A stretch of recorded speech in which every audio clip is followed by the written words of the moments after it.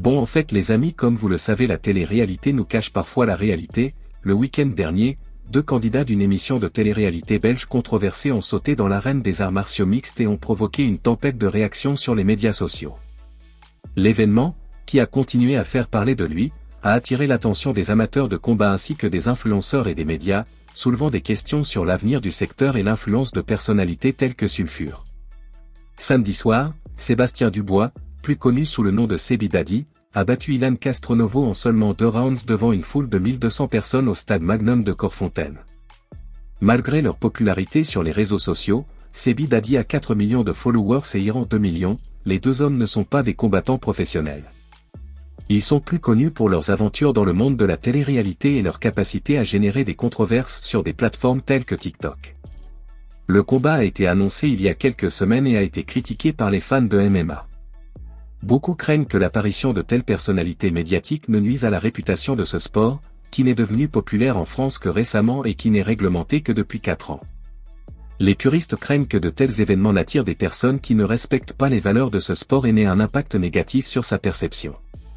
Sebi Daddy, 31 ans, est connu pour son ton provocateur et ses nombreuses controverses, y compris des remarques misogynes. Ilan Castronovo, également âgé de 31 ans et faisant l'objet d'allégations d'agression sexuelle, a ajouté une nouvelle dimension au phénomène en exprimant son désir de rencontrer Julien Bert dans le cadre d'arts martiaux mixtes. Les groupes de soutien aux victimes d'influenceurs ont lancé un avertissement, la route continue. En fin de compte, le combat soulève des questions sur la légitimité de ces nouvelles figures du sport et sur l'avenir du MMA à la lumière de l'influence croissante des médias sociaux. La frontière entre le divertissement et le respect du sport devient de plus en plus floue et l'avenir du MMA est incertain. Julien Bert fait des révélations sur Ilan Castronovo et pour plus de détails on va écouter ses propos. Ilan, c'est un cadeau tombé du ciel que tu me fais. Moi, tu me proposes un octogone. Alors, je ne suis pas un combattant de MMA, ça c'est vrai. Et il va falloir l'apprendre cette discipline, un minimum. On s'est foutu de ta gueule après ton combat, mais frérot, tu l'as risé du net depuis 3 jours. Et ça tourne en boucle. Et ça tourne. Avec tes patates moulin avant.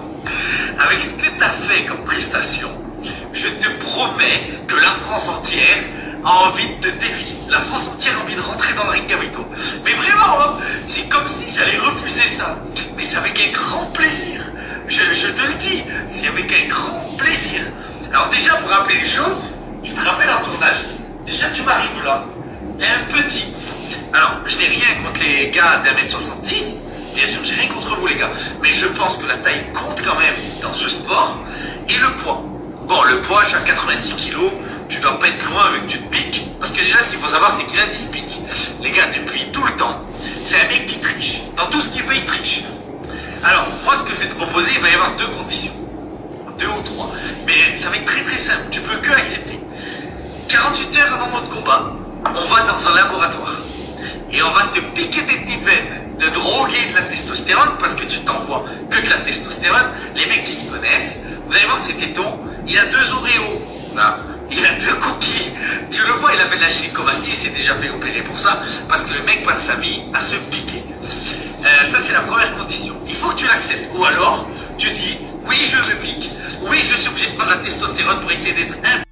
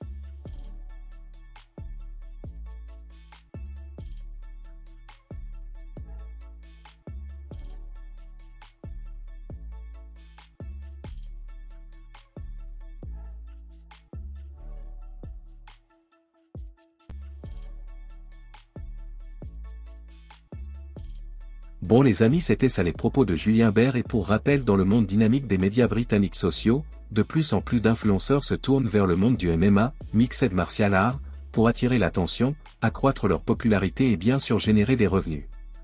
Ce phénomène soulève des questions sur la véracité de leur motivation et sur l'impact que cette tendance aura sur le sport. En revanche, force est de constater que les influenceurs apportent beaucoup de visibilité au MMA. Des millions de fans peuvent transformer un match en un événement spectaculaire, attirant un public bien au-delà des fans traditionnels de ce sport. Leur capacité à créer du contenu attrayant et à interagir avec les téléspectateurs sera précieuse pour les promotions MMA à la recherche d'opportunités pour atteindre de nouveaux publics.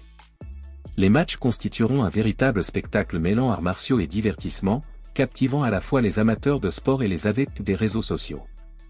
Toutefois, la recherche de la popularité et du profit est une source de préoccupation. Beaucoup s'interrogent sur la légitimité des influenceurs dans un sport qui demande un haut niveau d'habileté et de préparation physique. Commencer le MMA sans entraînement approprié est dangereux pour vous et votre adversaire. Les blessures peuvent être graves et le risque de banaliser un sport aussi exigeant est réel.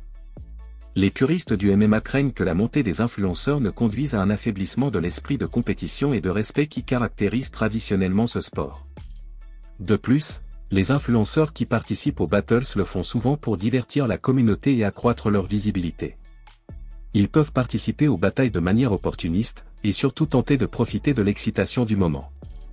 Les événements MMA peuvent être un véritable spectacle de divertissement, alliant sport et spectacle.